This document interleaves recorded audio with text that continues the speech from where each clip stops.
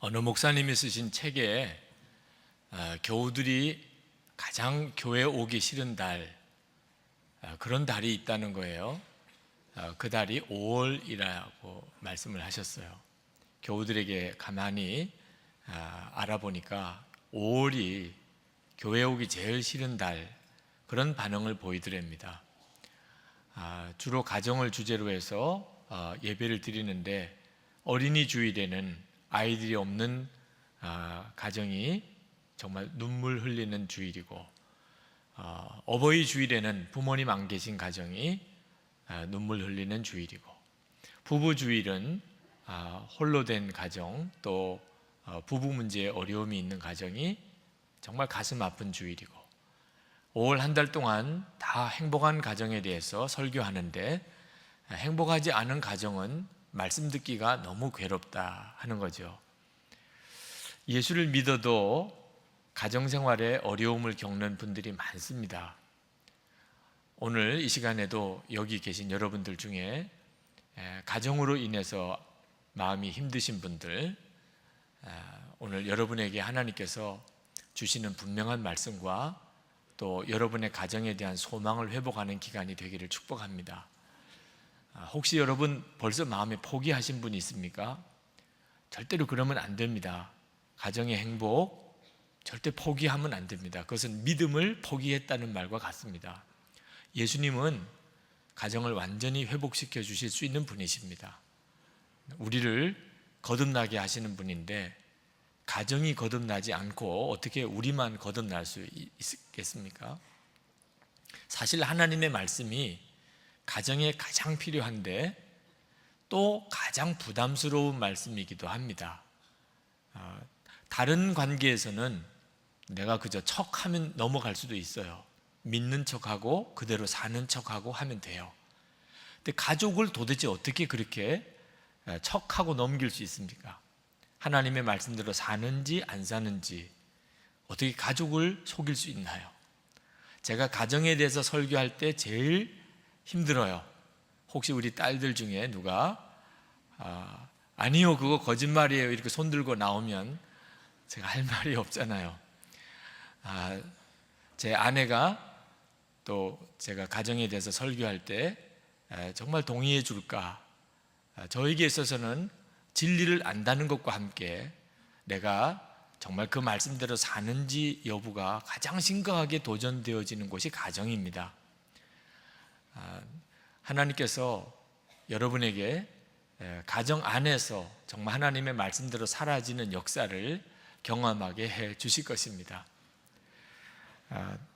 여러분, 이 부모와 자녀 관계, 예수 그리스도 안에서 놀라우게 변화된다는 말씀을 오늘 하나님이 우리에게 주시고 계신데, 부모와 자녀 관계는 뭐 놀라우게 변화되고 말고 할 여지가 사실 없잖아요. 부모 자녀 관계처럼 좋은 관계가 어디 있습니까? 그런데도 부모 자녀 관계에 거듭남이 필요하다면 이유가 뭐지요? 그렇게 잘해준 부모님, 낳아주시고 길러주신 그 부모님에게 자녀들이 회복해야 될 어떤 관계가 왜 생기는 걸까요? 마귀가 역사하는 거예요. 여러분, 여러분의 가정생활 중에 부모님과 관계에 문제가 있다, 절대로 그냥 넘어가면 안 됩니다. 그거는 굉장히 심각한 문제가 있는 거예요. 마지막 날에, 종말의 때, 그때 어떤 일이 벌어질까? 부모를 거역하고 이런 일이 일어날 거라고 성경이 말하고 있습니다. 디모데 후서 3장 2절에 말세에 고통의 때가 이르리니 부모를 거역하며 그랬어요. 그러니까 여러분, 도무지 있을 수 없는 일이 벌어지는 일이 바로 자녀들이 부모를 거역하는 겁니다. 이런 일이 왜 일어나나? 마귀가 역사하고 있는 거예요. 그러니까 여러분, 이 일을 그냥 넘기면 안 된다는 겁니다. 절대로 작게 생각하면 안 됩니다. 하나님이 우리에게 복을 주실 때 부모와의 관계가 바로 되어 있지 않으면 하나님 우리에게 복을 주시지 못해요. 2절 3절 말씀을 보세요. 내 아버지와 어머니를 공경하라. 이것은 약속이 있는 첫 계명이니 이로써 내가 잘되고 땅에서 장수하리라. 하나님과의 관계가 부모와의 관계와 밀접하게 관련이 있습니다. 그러므로 여러분 중에 혹시 부모님과의 관계에 문제가 있으면, 시부모님 또는 처가 부모님하고도 마찬가지죠. 다 공이 부모님과의 관계에 문제가 있다면 여러분, 이건 심각한 문제가 생긴 겁니다. 이건 해결받아야 돼요. 정말 해결받아야 됩니다. 오늘 주신 말씀을 보면, 자녀들아 주 안에서 부모에게 순종하라. 부모는 주의 교훈과 훈계로 자녀를 양육하라. 그렇게 말씀했습니다. 근데 부모에게 주 안에서 순종하라는 말씀이 무슨 뜻일까요? 교회 다니지 마. 부모님이 아무리 부모님이라도 그렇게 말하는 경우는 순종하지 말라. 그건 주 안에서 순종하는 게 아니니까. 그런 뜻일까요? 부모님이 성경 읽지 마. 그건 어떻게 순종해요? 아무리 부모님이라도. 그건 하나님이 원하는 게 아니니까. 그런 경우는 순종 안 해도 되지만, 그러나 나머지는 다 순종하라. 이런 뜻일까요? 그런 의미가 아주 없다고 말할 수는 없지만, 이 말씀의 진정한 의미는 부모님에게 순종하더라도 우리 힘으로는 순종이 안 된다는 거예요. 아무리 순종하고 싶어도 우리 마음이 그것을 허락지 않을 때가 있다는 겁니다. 그래서 주님 안에서 순종을 해야 된다는 거예요. 부모님에게 순종을 하려고 해도 주님 안에서 해야 그 온전히 순종이 된다는 걸 말씀하고 있는 거예요. 어느 분이 쓴 글 하나를 제가 읽어드릴 테니까 여러분이 공감이 되시는지 한번 들어보시기 바랍니다. 이미 세상을 떠난 부모님들을 추모하는 것은 어렵지 않습니다. 돌아가신 부모에게 불효자는 없습니다. 돌아가신 부모님을 생각하며 눈물 흘리지 않는 자식이 어디 있겠습니까? 돌아가신 부모님에게는 다 효자입니다. 돌아가신 분들과는 더 이상 감정적으로 얽힐 일이 없기 때문입니다. 문제는 살아계신 부모님입니다. 사람들은 살아계신 부모님에 대해서 미묘한 이중 감정에 얽혀 시달립니다. 부모는 끝없이 파고들고 싶고 끝없이 찾고 싶은 고향 같은 존재입니다. 그런가 하면 부모는 어떻게 하면 멀어질 수 있을까 하고 생각하는 족쇄와 같은 존재이기도 합니다. 살아계신 부모님들과는 감정적으로 얽힐 수 있는 가능성이 많기 때문입니다. 여러분, 이 글이 공감이 되세요? 아마 그런 분들이 많으실 겁니다. 마땅히 부모님은 내가 순종해드리고 공경해드려야 될 분이면서 동시에 또 부모님은 내게 상당히 부담스러운 존재로 느껴지는 것이 왜 그렇지요? 어떤 문화권에서도 부모님을 공경하는 것에 대해서는 다 똑같습니다. 어떤 종교도 어떤 나라 족속도 자녀들은 마땅히 부모를 공경하라고 가르칩니다. 그런데 문제는 그런 가르침이 누구나 다 수긍하고 다 옳다고 여기면서도 어느 사회나 효자보다 불효자가 많습니다. 그 말은 이 머리로 안다고 그대로 사라지는 게 아니라는 거죠. 많은 자녀들이 부모님에 대해서 순종하고 공경하기보다는 부모님에 대해서 분노하고 섭섭해하고 부모님에 대해서 아주 증오하고 심지어 복수하려고 하는 그런 자녀들도 너무나 많습니다. 배워서 되는 문제가 아니에요. 부모에게 효도하라는 것은 더 이상 가르칠 필요도 없는 내용이지만 안다고 그대로 사라지는 게 아니란 말입니다. 이유는 마음의 상처 때문입니다. 많은 자녀들이 부모로부터 마음의 상처를 가지고 삽니다. 그러니까 부모에 대해서 마음이 둘로 갈라지는 거예요. 마땅히 공경해야 되지만 한편으로는 부모에 대한 원망이 마음에 있고 부모님에 대해서 부담스럽게 생각하는 거죠. 낳아주고 길러준 은혜 수도 없이 들어도 내 마음이 이상하게 그 문제에 대해서 열려지지 않는데 어떡하냐 말입니다. 자녀들에 대한 문제도 마찬가지예요. 주의 교훈과 훈계로 자녀를 양육하라 그랬는데, 저는 처음에는 주의 교훈과 훈계라고 하는 것이 성경 내용인 줄 알았어요. 성경에 있는 내용을 자녀들에게 잘 가르치라, 교회 다니게 하고 예배 드리게 하고 성경 가르치고 그리고 기도하게 하고, 그렇게 가르치는 것을 주의 교훈과 훈계로 가르치는 것인 줄 알았어요. 근데 그것은 종교 생활을 가르치는 것이었어요. 그건 자녀들에게 전혀 복음이 아니에요. 주의 교훈과 훈계는 우리가 누리는 예수 그리스도 안에서 누리는 진정한 구원을 말하는 거예요. 속죄의 기쁨을 가르치라는 거예요. 예수님과 동행하는 말할 수 없는 놀라운 삶, 하나님의 뜨거운 사랑, 하나님의 나라에 대한 소망, 그 놀라운 것을 가르치라는 거예요. 자녀들에게 전해주라는 거예요. 그 점에 대해서 제가 제대로 알지 못했기 때문에 저는 저희 딸들에게 미안해요. 제가 저희 딸들이 어릴 때 그것을 제대로 가르쳤을까? 말로만 신앙생활 잘하라고 했지, 저희 딸들은 예수님과 동행하는 그 놀라운 기쁨, 구원받은 자의 말할 수 없는 변화된 삶을 아버지로부터 보았을까? 그 점이 늘 마음에 미안해요.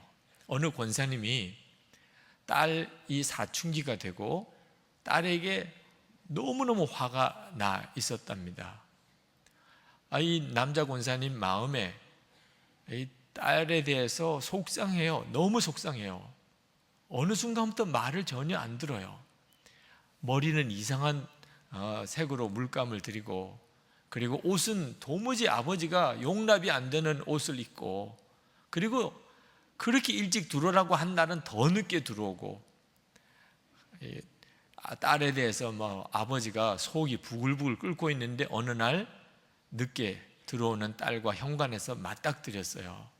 그날도 이 권사님으로서는 도무지 용납이 안 되는 그런 옷을 입고 딸이 늦게 집에 들어오는데, 그래서 야단을 쳤죠. 그랬더니 딸의 안색이 확 일그러지는데, 이 권사님이 도무지 더 이상 감정을 주체를 못해서 그 딸에게 뺨을 때렸어요. 그랬더니 그 딸이 얼굴이 굳어지고 그냥 부들부들 떨면서, 아버지, 나는 지금까지 아버지에게서 한 번도 예수님의 모습을 본 적이 없어요. 그리고는 자기 방에 들어가서 문을 쾅 닫아버리고 들어가 버렸어요. 이 권사님이 얼마나 충격을 받았는지, 딸이 대든 것도 충격이지만 뭐라고 말을 해줘야 될지 모르겠는 거예요. 나는 지금까지 아버지에게서 한 번도 예수님의 모습을 본 적이 없다고 한 그 딸의 말에 이 권사님이 뭐라고 말을 해줘야 될지, 방에 들어와서 털썩 주저앉았는데 눈물이 나더래요. 딸의 말을 듣고 아버지가 우는 거예요. 근데 처음에는 그냥 눈물만 나더니 나중에는 통곡을 했습니다. 정말 통곡을 했대요. 통곡을. 마음이 좀 가라앉고, 그리고 하나님 앞에 고백을 했어요. 하나님, 예수님의 모습을 갖지 못한 이 죄인을 용서하소서. 그리고 딸의 방에 갔습니다. 노크를 했어요. 아버지가 노크하는 줄 알고 딸이 문을 열었습니다. 얼굴은 굳어서 또 아버지가 뭐라고 막 야단칠 거라고 생각하고 문을 열었는데, 이 권사님이 딸아, 내가 잘못했다. 그리고는 딸 앞에 무릎을 꿇었어요. 내 아버지를 용서해라. 너에게 예수님의 모습을 보이지 못한 걸 용서해라. 그리고 막 우시는 거예요. 이 딸이 너무 당황했어요. 전혀 예상치 않았던 반응을 아버지가 보이니까.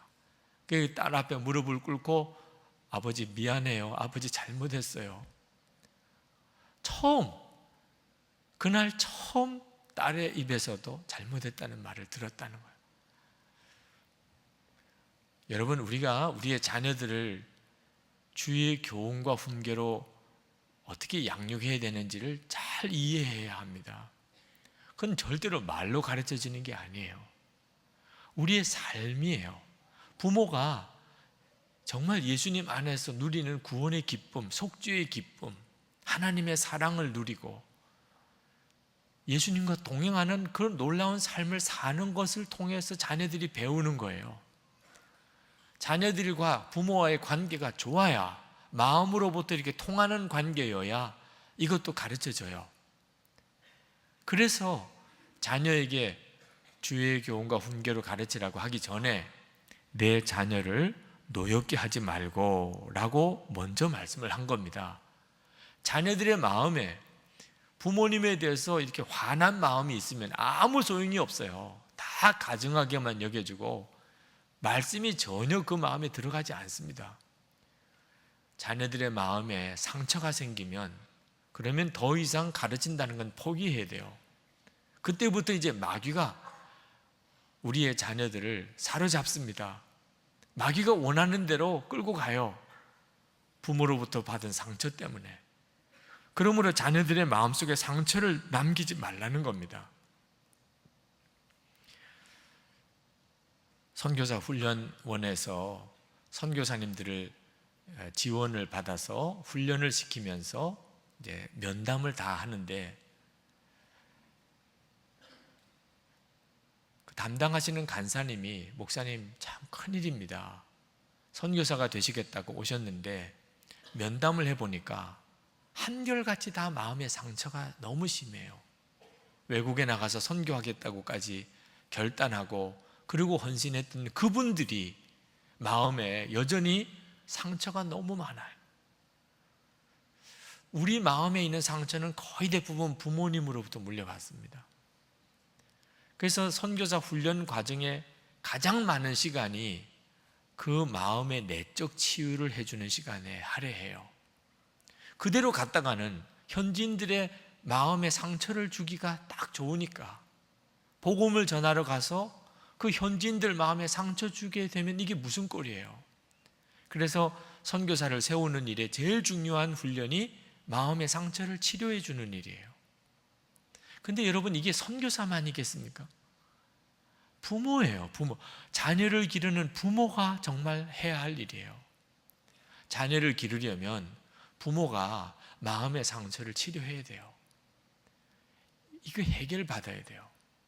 그렇지 않으면 나도 원하지 않는 상처를 내 자녀들에게 심어줍니다. 부모님을 향하여 마음으로 순종이 안 돼요. 그리고 그 상처가 자녀에게 물려지니 이러고 어떻게 복 있게 사나 말입니다. 하나님께서 건드리지 않은 우리의 삶 속에서 건드리지 않는 것이 우리의 마음이에요. 모든 것 다 하나님 마음대로입니다. 내 생명도 하나님이 가져가시기도 하고 주시기도 하세요. 내 가지고 있는 소유 다 하나님 마음대로 가져가기도 하시고 주시기도 하세요. 그런데 내 마음만큼은 하나님도 절대로 임의로 하지 않으세요. 우리에게 우리 스스로가 하나님께 순종해 오기를 주님이 원하시지 절대로 강제하지 않으십니다. 그런 마음을 우리는 죄짓고 마귀에게 다 넘겨버렸어요. 저는 사는 동안 내가 생각하는 대로 살아질 줄 알았어요. 내가 이렇게 살리라. 그러면 그렇게 사라질 거라고 생각했어요. 그런데 내가 생각하는 대로 사는 게 아니고 내 마음이 어떠냐에 따라 내 인생이 결정되더라고요. 결국은 내 인생은 내 마음이 이끄는 대로 가는 거예요. 근데 이 마음이 엉망진창입니다. 마음이 병들어 있어요. 그래서 우리 인생이 우리 스스로가 생각하기에도 비참한 겁니다. 특히 부모와 자녀와의 관계가 더 그렇지요. 여러분, 마음이 병든 사람은요, 자기만 괴로운 게 아닙니다. 주변에 가까운 사람들을 다 마음이 병들게 해요. 여러분, 집에 가족 중에 누가 우울한 사람이 있으면, 그러면 가정 식구들이 다 그날 다 우울해요. 제가 유럽 유학생 수련회 처음 갔을 때, 그때 제 마음에는 유럽에서 유학하고 있는 유학생들은 행복할 거라고 생각을 했어요. 정말 그랬습니다.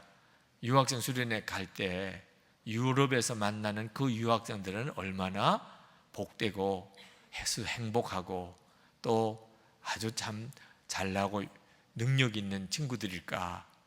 그래서 그들을 만나는 것에 대해서 저 나름대로 이렇게 생각한 것이 있습니다.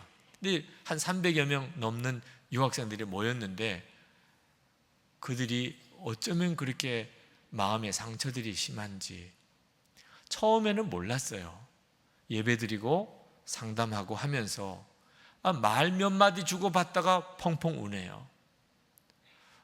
왜 이런가? 도대체 얘들이 왜 이런가? 여러분, 유럽에 유학을 갔을 정도면, 그러면 우리나라에 있는 학생들 중에 그래도 얼마나 혜택받은 아이들입니까? 집안이 어지간해야 또 유학도 가는 거잖아요. 본인도 능력이 있어야 가는 거고. 그런 아이들이 한 300여 명 모였는데, 그런데 그들 속에 다 마음이 다 무너져 있어요. 도은미 사모님, 강사님이 여러분 중에 제가 여러분의 마음을 표현한 것 중에 3가지가 해당이 되시면 그러면 손을 들어보라. 그러면서 여러분의 마음에 소외감이 있습니까? 열등감이 있습니까? 쉽게 포기하고 싶은 마음이 있습니까? 좌절감이 있습니까? 죽고 싶은 마음이 있습니까? 이것 중에 3가지가 여러분에 해당이 되면 한번 손 들어보라. 거의 다 드는 거예요. 거의 다. 아니, 도대체 어떻게 그럴 수 있을까 싶어요. 유학을 간다는 것이 기대가 있잖아요. 자기도 그렇고 부모의 기대도 있고 주변 사람의 기대도 있고. 그런데 막상 공부하는 현장에 가보니까 현실은 그렇지 않거든요. 너무너무 스스로가 못나 보이고, 또 너무 외롭고, 자기만 따돌림 당하는 것 같고, 좌절이 오고, 열등감이 생기고, 스트레스 때문에 죽고 싶고, 처음에는 기도를 지켜도 기도를 제대로 못해요. 그러다가 여기저기서 우는 소리가 들리고, 그리고는 그게 통곡으로 바뀌어요. 그런데 그런 아이들의 이 마음의 상처가 처음에는 환경 때문에, 유학 생활의 스트레스 때문에 그런 줄 알았어요. 근데 그 뿌리가 부모님과의 관계에 있는 거예요. 부모님과의 관계에서부터 그 마음의 상처들이 그들을 그렇게 힘들게 하는 거예요. 여러분, 마음의 상처가 치유되어야 비로소 부모님을 진정으로 순종할 수 있어요. 주 안에서 순종하라. 그 말은 예수님 안에서란 뜻인데, 예수님을 구주로 영접하면 어떤 일이 벌어지니까 그렇게 말씀하는 거죠. 내 마음이 치료가 돼요. 부모님과 사이에 있었던 마음의 상처가 깨끗하게 치료돼요. 그래서 부모님을 진심으로 순종할 수 있게 돼요. 예수님은 마음을 치료하시는 분입니다. 이사야 61장 1절에서 3절까지 말씀을 한번 우리 다 같이 한번 읽겠습니다. 이사야 61장 1절에서 3절입니다. 주 여호와의 신이 내게 임하셨으니 이는 여호와께서 내게 기름을 부으사 가난한 자에게 아름다운 소식을 전하게 하려 하심이라. 나를 보내사 마음이 상한 자를 고치며 포로된 자에게 자유를, 갇힌 자에게 노임을 전파하며 여호와의 은혜의 해와 우리 하나님의 신원의 날을 전파하며 모든 슬픈 자를 위로하되 무릇 시온에서 슬퍼하는 자에게 화관을 주어 그 죄를 대신하며 희락의 기름으로 그 슬픔을 대신하며 찬송의 옷으로 그 근심을 대신하시고 그들로 나의 의의 나무 곧 여호와의 심으신 바 그 영광을 나타내신 자라 일컬음을 얻게 하려 하심이라. 아멘. 예수님이 어떤 분이신가에 대한 예언의 말씀을 하고 계세요. 한마디로 말하면 우리의 마음에 상한 것을 고쳐주시는 분이라.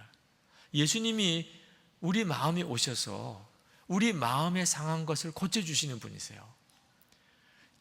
여러분, 정말 예수님 영접하는 것은 얼마나 놀라운 축복인지 모릅니다. 예수님이 십자가에 지실 때, 그때 예수님의 마음은 정말 썩어질 대로 썩어졌어요. 예수님은 우리가 마음의 상처를 겪을 모든 것을 다 담당하셨어요.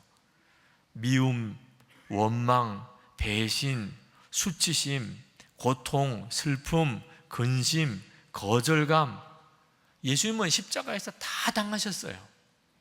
그렇기 때문에 예수님께서 우리의 마음속에 있는 어떤 상처도 다 고치실 수 있는 거예요. 예수님이 그것을 십자가에 완벽하게 처리하셨기 때문입니다. 그래서 우리가 예수 믿을 때 옛사람이 예수님과 함께 죽어진다고 하는 말은 내 마음속에 정말 지긋지긋하게 내 속에 자리 잡고 나를 계속해서 괴롭히는 이 마음의 상처가 깨끗하게 녹아진다는 뜻이에요. 더 이상 마음의 상처 때문에 다른 사람도 상처 주고 사는 사람이 아니고, 이제는 완전히 마음이 치유된 자로서 하나님의 축복의 통로로 살게 된다는 뜻입니다. 아주 속이 뒤틀릴 대로 뒤틀린 중학교 3학년 남자아이가 있었습니다.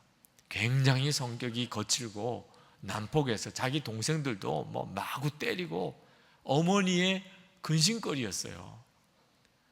그런데 이 아이는 자기 스스로도 죽고 싶었어요. 자기 자신이 너무 싫기도 하고, 자기가 죽으면 그게 아버지 어머니에게 복수가 될 거라는 생각도 들었기 때문에 죽고 싶은 생각 속에도 사로잡혔던 아이입니다. 어느 날 명절에 집안에 외숙모님 한 분이 오셨는데 기도를 많이 하시는 분이셨어요. 근데 집안에서 가족들을 위해서 예배를 드리다가 이 아이를 위해 기도를 해주시겠다고, 그리고는 그 아이를 붙잡고 방언으로 한참을 기도를 하시다가 기도가 끝나고 말씀하시기를, 예수님께서 너를 정말 사랑하신다고 하셨다. 그 말씀을 하시는 거예요. 그저 지나가는 길에 예수님이 너 사랑하신다 이렇게 말하는 게 아니었어요. 정말 주님이 임재하시는 것을 너무 강하게 느낄 수밖에 없는 그 기도의 시간에 그 말씀을 들을 때 이 아이가 얼마나 충격을 받았는지, 예수님이 나를 사랑하신다. 그리고는 집을 나와서 곧장 교회로 달려갔습니다. 교회 들어가서 예배당에 혼자 앉아서 그리고 그냥 펑펑 울었어요. 그렇게 눈물이 나더래요. 예수님, 정말 저를 아세요. 예수님 진짜 나를 아세요. 이 아이에게는 이건 전율할 만한 일이에요. 예수님, 정말 나를 사랑하세요. 왜 나를 사랑하세요? 예수님의 십자가가 정말 나를 위해 지신 십자가라는 사실이 그렇게 마음에 믿어지더래요. 예수님이 나를 위해서 십자가 지셨구나. 그리고 예수님께서 나를 사랑하신다. 그리고 너무너무 울었습니다.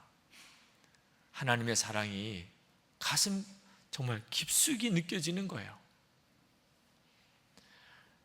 그리고 너무 감사해서 이제는 하나님께 뭔가 하나님을 사랑하면서 살아야 되겠는데, 그 중학교 3학년 아이 머리에 하나님을 사랑하고 감사하며 사는 것은 목사가 되는 것밖에는 생각이 안 나더래요. 그래서 그 시간에 하나님, 제가 목사가 되겠습니다. 그래서 목사가 됐어요. 지금 수지에 목양감리교회 담임 목사님 김완중 목사님이라고 계신데 그 목사님 이야기예요. 저는 그 목사님 제게 신학교에 바로 밑에 후배시라 너무 가까이 지내는데 그렇게 성격이 좋고 온유하고 그러신 분이에요. 이렇게 참 성격 좋은 분도 있을까 싶은 분인데 중학교 3학년 때는 거의 깡패 수준이었다네. 본인이 고백을 하시니까. 근데 어떻게 그렇게 바뀌었나 말입니다. 예수 그리스도 안에 사람이 진짜 그 마음에 응어리진 어떤 상처도 다 녹아내려요. 마음의 상처가 치유되니까 사람이 바뀌는 거예요. 그리고 모든 관계가 달라지는 겁니다. 예수님께 우리 자신을 다 드리고 나면, 그러면 예수님은 우리를 마음 깊은 곳에서부터 완전히 우리를 새로 만드십니다. 그리고 되어지는 변화 중에 하나가 부모와 자녀와의 관계의 변화예요. 마음으로부터 부모님께 순종하게 되고, 마음의 상처가 다 없어졌으니까. 그리고 그렇게 충만한 기쁨으로 살아가는 그 모습을 그대로 자녀들에게 물려주네요. 그러니 우리 가정에 축복의 장애물이 완전히 무너지는 거죠. 내가 하는 게 아닙니다. 베드로전서 4장 11절에 보면, 만일 누가 말하려면 하나님의 말씀을 하는 것 같이 하고, 누가 봉사하려면 하나님이 공급하시는 힘으로 하는 것 같이 하라. 이는 범사에 예수 그리스도로 말미암아 하나님이 영광을 받으시게 하려 함이니 그에게 영광과 권능이 세세에 무궁하도록 있느니라. 아멘. 예수님께서 내게 할 말을 주시고, 예수님께서 내게 어떻게 행동하라고 인도하세요. 여러분이 예수님처럼 하려고 애쓸 필요도 없습니다. 여러분이 진짜 예수님을 영접하면 예수님이 여러분 안에서 여러분을 통하여 부모님을 섬기고 그리고 자녀를 축복하게 합니다. 우리가 할 일은 오직 하나예요. 진짜 예수님을 영접하는 거예요. 여러분, 오늘 저는 여러분에게 꼭 전도하는 심정으로 말씀을 드리고 싶어요. 예수님을 영접하세요. 가정생활이 어렵습니까? 왜 우리 집은 이런가? 아직도 마음이 힘드십니까? 그렇다면 정말 예수님을 영접하세요. 여러분의 주님으로, 왕으로 그렇게 영접하세요. 교회만 다니는 그렇게 예수 믿는 생활 말고 이제 진짜 예수님이 여러분의 주님이고 여러분의 왕이십니다. 여러분이 예수님이 인도하시는 대로만 이제 살면 됩니다. 예수님을 믿는 믿음으로만 살면 돼요. 나머지는 신경 안 쓰셔도 돼요. 주님께 진짜 맡기는 거예요. 윤이라고 하는 청년 자매가 있는데 그 자매가 간증한 내용입니다. 엄마에 대한 마음의 분노가 이 자매의 큰 기도 제목이에요. 왜 그렇게 엄마가 싫지요? 누가 이렇게 물어보더래요. 너는 왜 그렇게 엄마에 대해서 싫어하냐? 자기도 딱 대답을 못 하겠더래요. 그냥 싫은 거야, 엄마가. 또 가슴에 눈물 보따리가 있어요. 누구랑 조그만 이야기 하다 보면 울어요. 자기 속에 눈물 보따리가 있는 걸 봐. 왜 그렇게 자기는 울본지 모르겠대. 근데 이 윤이라는 자매가 성령 체험을 하던 날, 방언을 하게 되고 성령을 체험하던 날, 하나님께서 그 자매의 눈을 열어서 3살 때 일을 보여주셨어요. 생각나게 하셨어요. 3살 때 일이니 거의 다 잊어버리고 지내게 되는 거죠. 근데 그날 무슨 일이 있었는지를 또렷하게 생각나게 해주셨어요. 어릴 때 그렇게 때를 많이 쓰고 그리고 보채고 우는 아이였답니다. 근데 집안에 어려운 일이 생겼어요. 아버지가 어떤 일로 구치소에 들어가게 되고 그리고 이제 재판을 받게 되는 날입니다. 그날 아버지가 정말 실형을 살게 될지 아니면 풀려 나오게 될지 집안 분위기는 굉장히 무거웠어요. 그런 데다가 비까지 주적주적 내리는데 더 집안 분위기가 힘들지요. 오늘 재판정에 다 가야 되는데 집안 식구들끼리 아무도 무슨 이야기를 하지 않는 아주 그런 무거운 분위기 속에 이 아이가 막 평소보다도 더 우는 거예요. 더 울고 보채고 할머니가 참다가 못해서 얘가 애물단지야, 얘가 애물단지야. 그러고는 그 윤이라고 한 아이를 마당에다가 내팽개쳤어요. 비가 내려서 다 진흙덩이가 돼 있는 마당에 그냥 할머니가 내 던진 바람에 마당에 그냥 비 오는데 꼬꾸라졌어요. 진흙더미에 처박혔습니다. 막 자지러지게 우는 거죠. 네. 그렇게 울면서 누구를 보았냐면 엄마를 봤어요.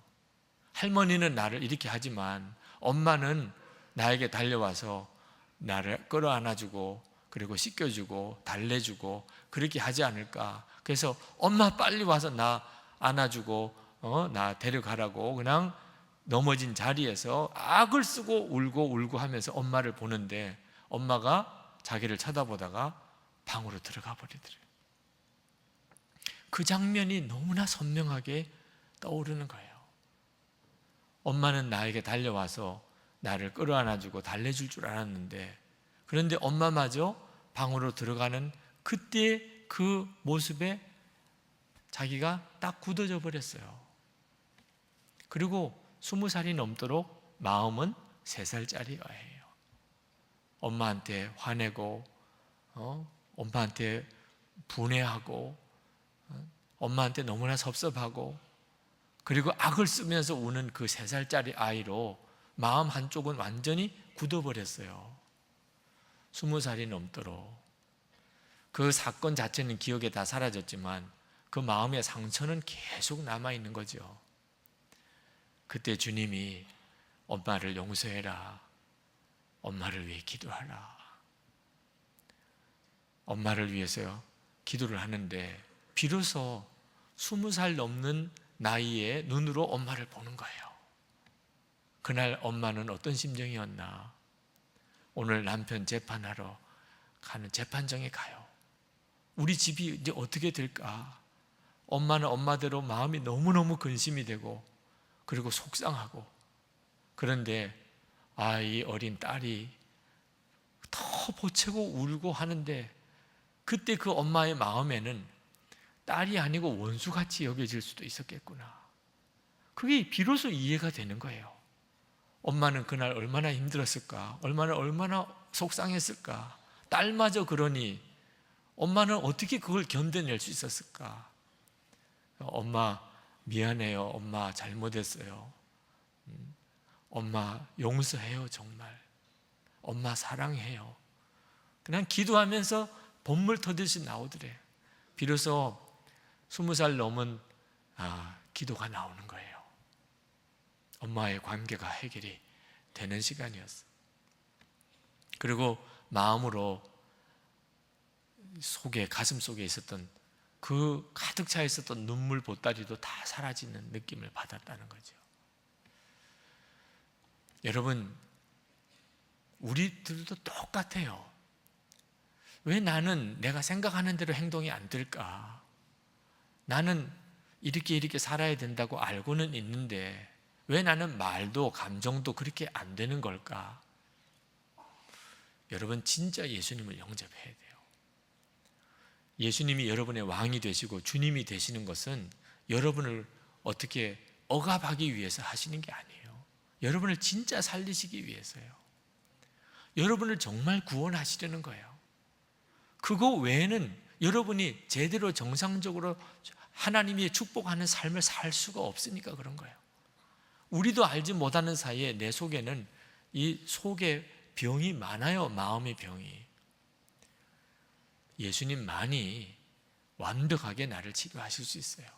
십자가 복음만이 나를 완전히 고칠 수 있어요.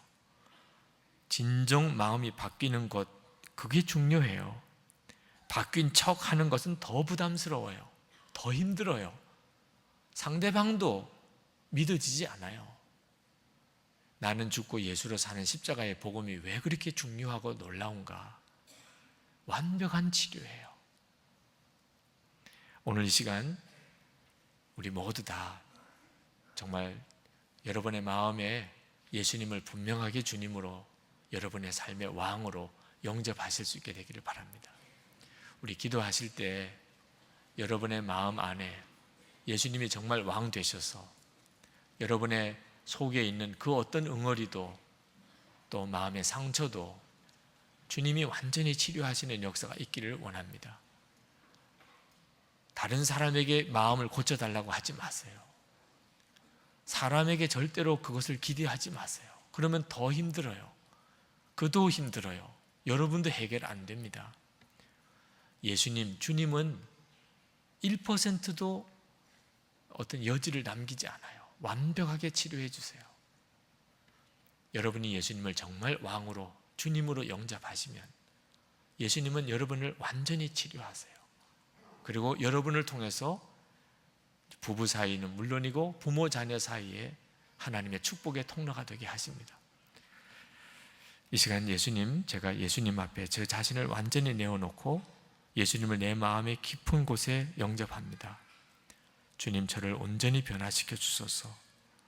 예수님 안에서 나를 완전히 치료해 주소서. 기도하겠습니다. 은혜와 사랑이 충만하신 아버지, 놀라우신 하나님의 은혜를 오늘도 사랑하는 모든 성도들 위해 더하여 주시기를 원합니다. 갈급하며 사모하는 마음 주님 받아주시고 축복해 주소서.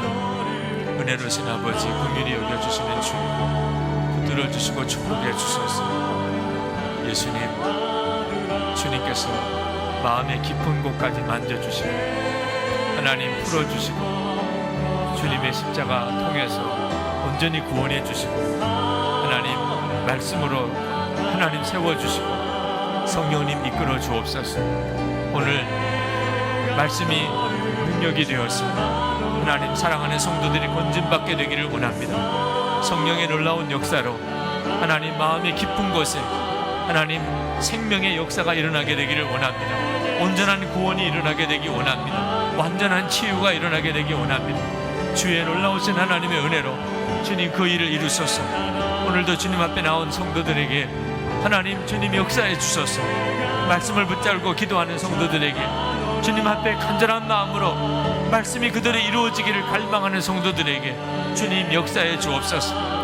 하나님, 살아계신 주여, 지금도 우리와 함께 계시는 주여, 주의 놀라우신 구원이 우리 가운데 놀랍게 임하심을 믿습니다.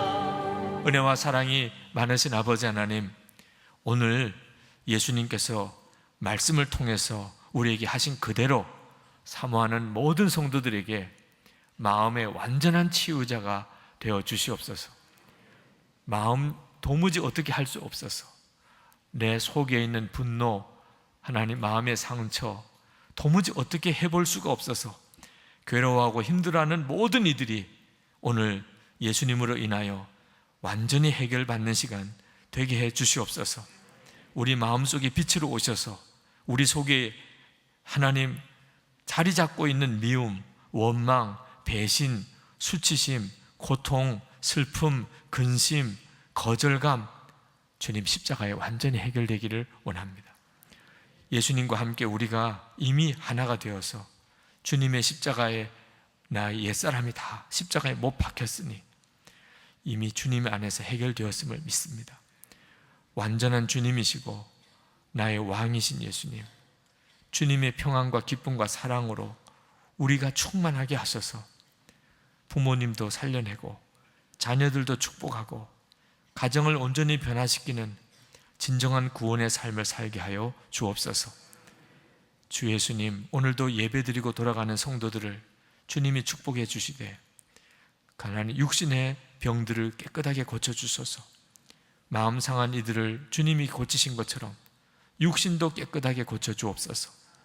하나님, 전심을 다해서 하나님께 예물 드린 성도들을 축복해 주시고 그 삶이 복되게 해 주옵소서. 드려진 헌금이 하나님 기뻐하는 뜻대로 사용되게 하시고 성도들이 정말 축복의 통로로 하나님의 살아계심의 산 증인들로 도와주고 베풀어주는 자로 하나님 복되게 살게 하여 주옵소서. 지긋지긋한 빚에서 가난해서 하나님 다 성도들을 풀어주소서. 하나님의 역사하심을 믿습니다. 하나님, 이 땅에 거룩한 성도와 교회들을 세우시고 이 민족을 구원해 주소서. 통일이 하나님의 역사대로 정말 하나님의 약속의 말씀대로 이루어지게 해 주옵소서. 세계 열방에 나가 있는 선교사님들을 축복하시고 또 세계 열방에 복음 전하는 사명 감당하는 한국 교회가 되게 해 주옵소서. 예수 그리스도의 이름으로 간절히 축복하며 기도합나이다. 아멘.